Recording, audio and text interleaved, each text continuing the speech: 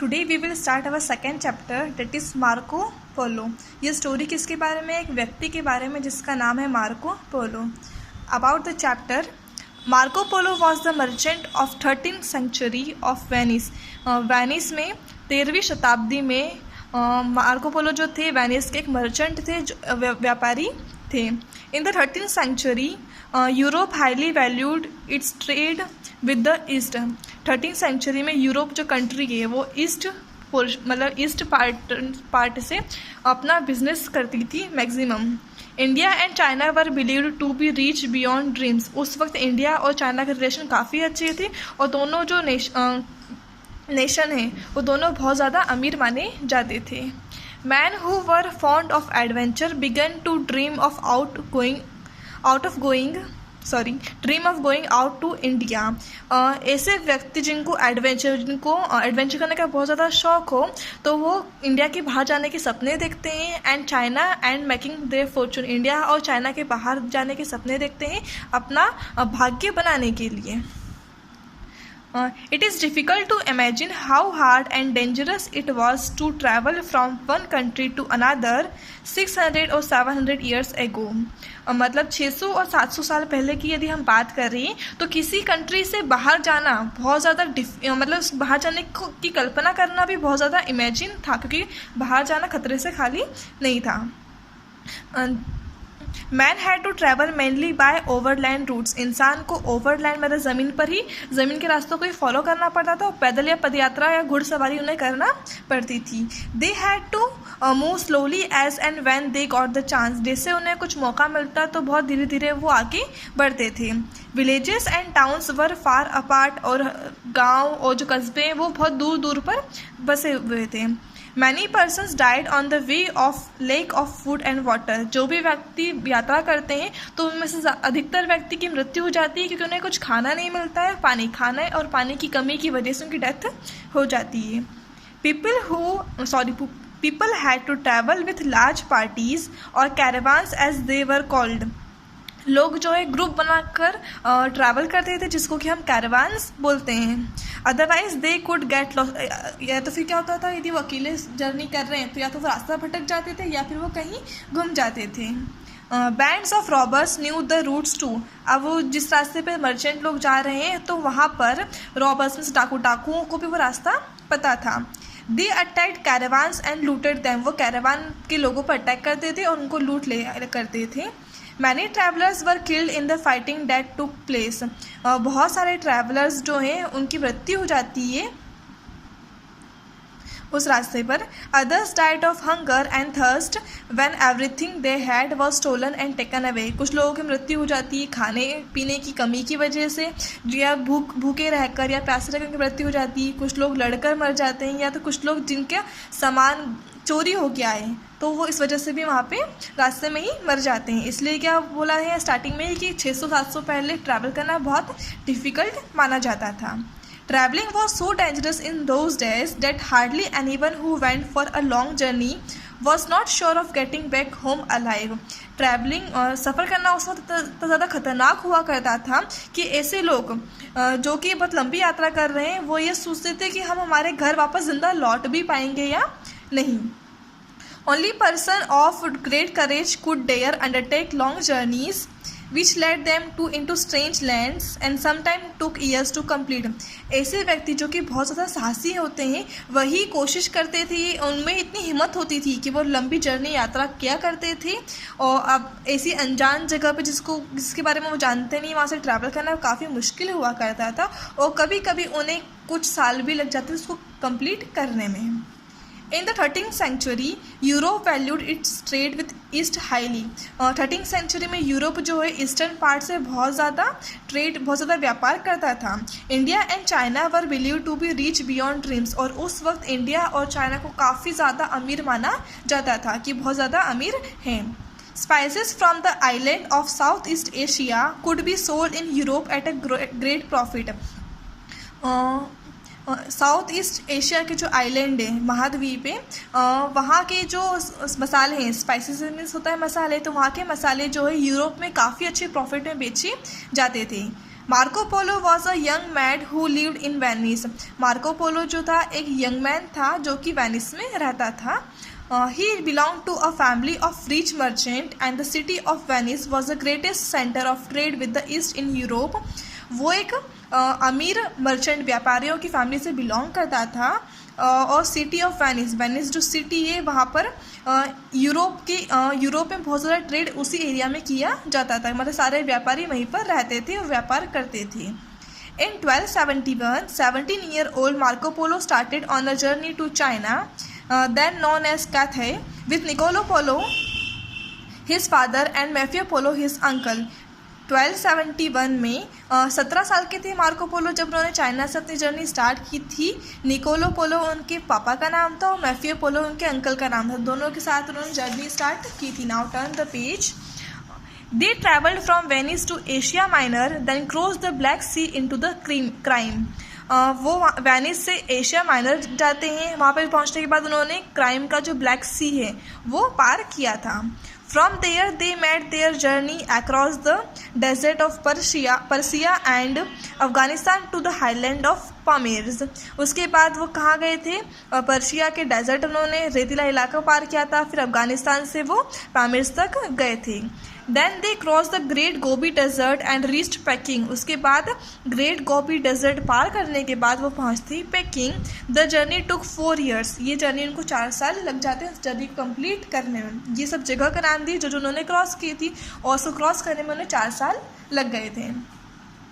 To us this seems a very long time for a journey. अब हमारे लिए तो बहुत लंबा समय है जर्नी का, क्योंकि हम क्या होता है कि हम एक ही दिन में या कुछ ही घंटों में किसी दूसरे देश में पहुंच जाते हैं, लेकिन वहाँ पे क्या उन्हें सब पार करने में 4 साल लग गए थे, तो हमारे लिए बहुत लंबा समय है वो।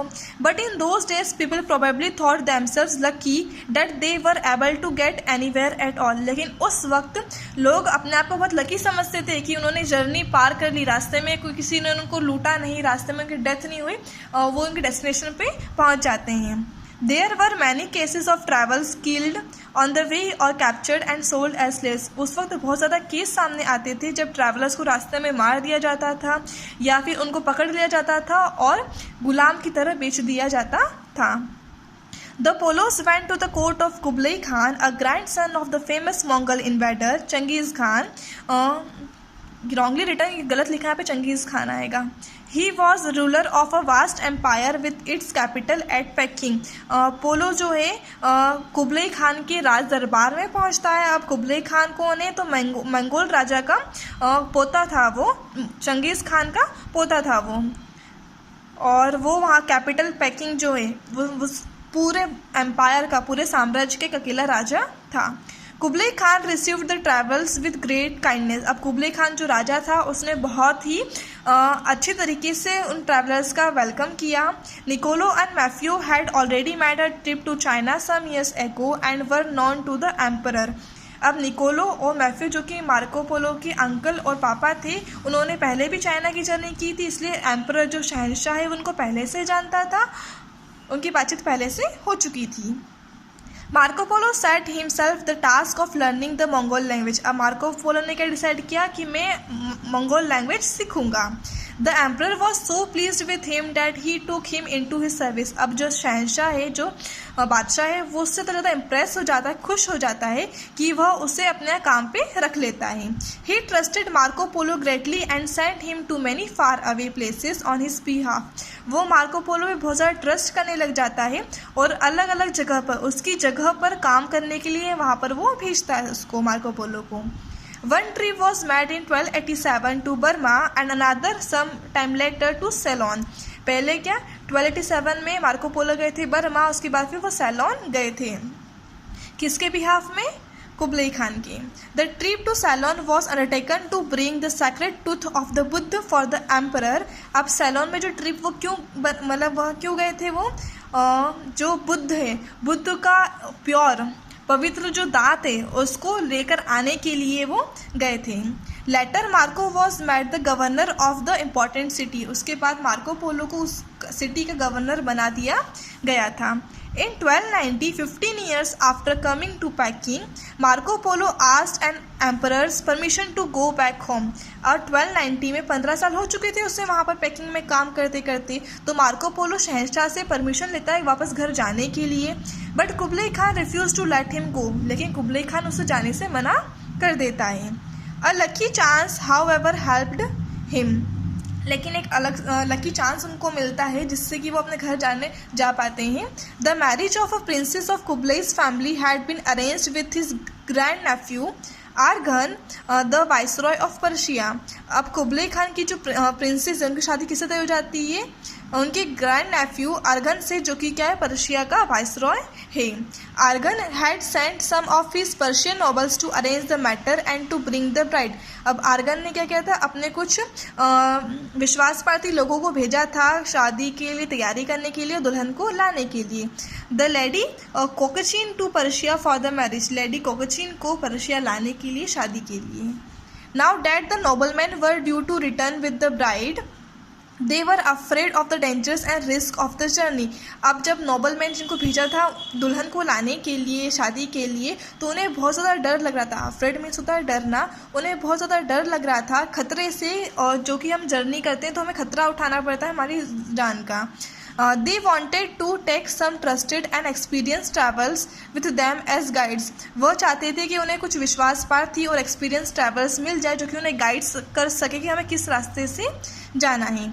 So they requested Kublai Khan to allow the Polos to go with the party. तो वो कुबलई खान से रिक्वेस्ट करते हैं कि वो मार्को पोलो को, जो कि बहुत ज़्यादा एक्सपीरियंस हो चुका था उनको, तो वो उनको परमिशन दे सके जिससे कि वो पार्टी उनके साथ वहाँ पे जा सके। Kublai Khan had agree but he made Marco promise that he would come back to him after the journey. Kublai Khan ने परमिशन दी थी उसको जाने के लिए, लेकिन वो मार्को से बोलता है तुम प्रॉमिस कर रहे हो कि तुम जर्नी ख़त्म करते ही वापस मेरे पास लौट आओगे। The party decided to travel by sea, but troubles began soon after the journey started. अब उन लोगों ने डिसाइड किया था कि वो समुद्र के द्वारा यात्रा करेंगी, लेकिन जैसे उनकी जर्नी स्टार्ट होती है तो वहाँ पर परेशानियाँ भी शुरू हो जाती हैं। Wind carried the ships to Indo China and then to Sumatra. अब वहाँ पर इतनी तेज़ हवा चल रही थी कि उनका शिप जो है इंडो चाइना पहुँच जाता है, उसके बाद फिर वो सुमत्रा पहुँच जाता है। They were delayed there for many month, कुछ महीनों तक उन्हें वहाँ पे इंतज़ार करना पड़ा। After month of sailing they reach Ceylon and टस्ट India and East Africa before they reach Persia. कुछ महीनों के यात्रा करने के बाद वो सैलोन पहुँचते हैं और फिर इंडिया और ईस्ट अफ्रीका की बॉर्डर को टच करते हैं। देन उसके बाद वो पर्शिया पहुँच जाते हैं। The princess arrived safe and sound but 2 of the 3 Persian noblemen who had started the journey with her died on the way. अब जो प्रिंसेस है, राजकुमारी है, वो जगह पर सही सलामत पहुंच जाती है, लेकिन उन 3 विश्वासपाती लोगों में से 2 लोगों की मृत्यु रास्ते में ही हो जाती है। What was worse, Argan himself died sometimes before the party reached Persia. अब सबसे ज़्यादा बुरी बात क्या हुई कि आर्गन की खुद की डेथ हो जाती है, कि जिससे मतलब वो दुल्हन पर्शिया पहुँचे उसके पहले ही वहाँ पे उसकी डेथ हो जाती है। Shortly afterwards news came that Kublai Khan was also dead. कुछ समय बाद फिर ये न्यूज़ आती है कि कुबलई खान की मृत्यु भी हो चुकी है। There was no need now for Marco Polo to go back to Peking as he had promised. अब मार्को पोलो ने प्रॉमिस किया था कुबलई खान को वापस जाने के लिए, तो उसके कोई ज़रूरत नहीं थी उसको वापस अब जाने की, अपना प्रॉमिस निभाने की। He his father and uncle had grown very rich, वो उसके पिताजी और उसके अंकल बहुत ज़्यादा अमीर हो गए थे। They return to Venice where they arrive in 1295, वो वापस वेनिस पहुँच जाते हैं 1295 में।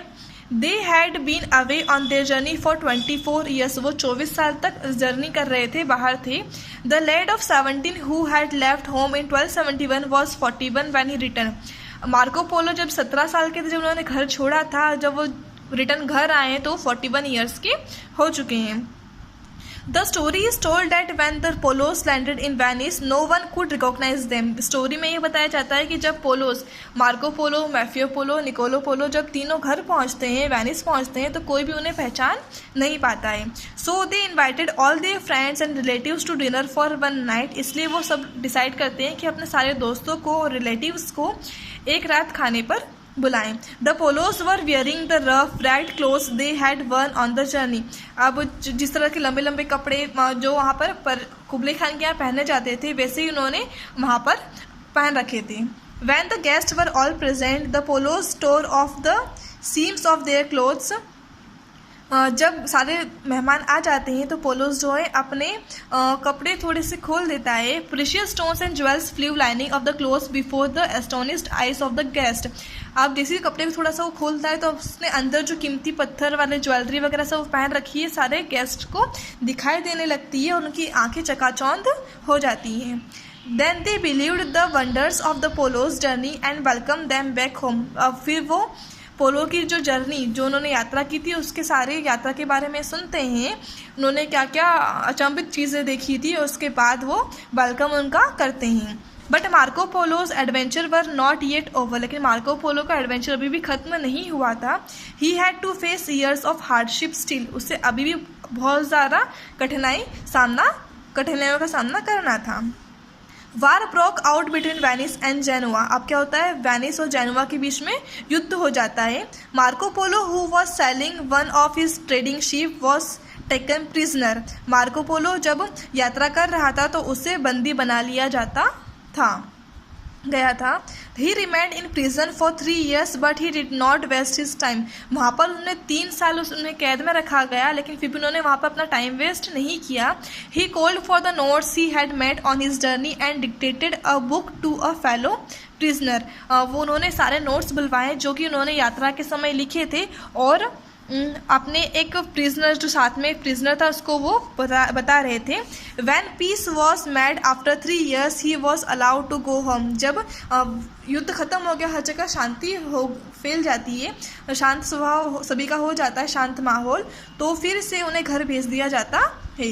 Marco Polo's book became very famous. Marco Polo ने जो जेल में बुक रिसाइड की थी, लिखी थी, उनकी बुक बहुत फेमस हो जाती है। He had written not so much about his own adventure as about things places and peoples he had seen. उन्होंने ज़्यादा अपने बारे में कुछ भी नहीं लिखा कि उन्होंने क्या फील किया, बट उन्होंने जो जो चीज़ें देखी थी वहाँ पर उनके बारे में, जो चीज़ें, जो जगह थी, जो लोगों से मिले थे, उसके बारे में उन्होंने एक्सप्लेन किया था उस बुक में। Among other places he had written about Japan. दूसरी प्लेसेस के साथ साथ उन्होंने जापान के बारे में भी लिखा था। No one in Europe had ever heard of Japan before, no one even knew that it existed. इसके पहले यूरोप में किसी को भी जापान के बारे में पता नहीं था। इवन उन्हें ये भी नहीं पता था कि जापान जिससे एक कोई देश भी है। Marco Polo is supposed to have been the first European to have traveled right across the Asia. Marco Polo को फर्स्ट यूरोपियन माना जाता है जो कि एशिया के बाहर ट्रैवल करने गए थे। People in Europe had very little knowledge of the east in those days. Europe में जो रहने वाले लोग हैं उन्हें ईस्ट पोर्शन के बारे में बहुत कम नॉलेज था। They found it hard to believe much of what Marco Polo had written. उन्हें यह विश्वास करना, जो भी मार्को पोलो ने लिखा है उस पर विश्वास करना काफ़ी मुश्किल हो रहा था। For centuries it was thought that the book was a collection of lies. कुछ लोग स्टार्टिंग में सब लोग क्या सोचते थे कि जो भी मार्को पोलो ने लिखा है वो क्या है, एक झूठ का कलेक्शन है, मतलब हर चीज़ उसमें झूठ लिखी हुई है। It was only in the 19th century that the fact were verified by travellers and scholars and found generally to be true. लेकिन जब 19th century में लोगों ने खुद ने ट्रैवल किया तो जो भी फैक्ट्स जो लिखे थे मार्को पोलो ने वो उस पर बिलीव करने लग जाते कि हाँ जो भी उन्होंने लिखा है वो सब सही है। There were of course certain things which Marco had only heard, these were not always correct. लेकिन जिस चीज़ों के बारे में उसने सिर्फ सुना था वो उसने लिख दिया तो हो सकता है वो गलत हो उसमें। Marco's book fired people's fancy. Men who were fond of adventure began to dream of going out to India and China and making their fortunes। Marco Polo की बुक पढ़ने के बाद लोगों की फैंटेसी, लोगों की जो इच्छा है वो बहुत ज़्यादा बढ़ने लग जाती है।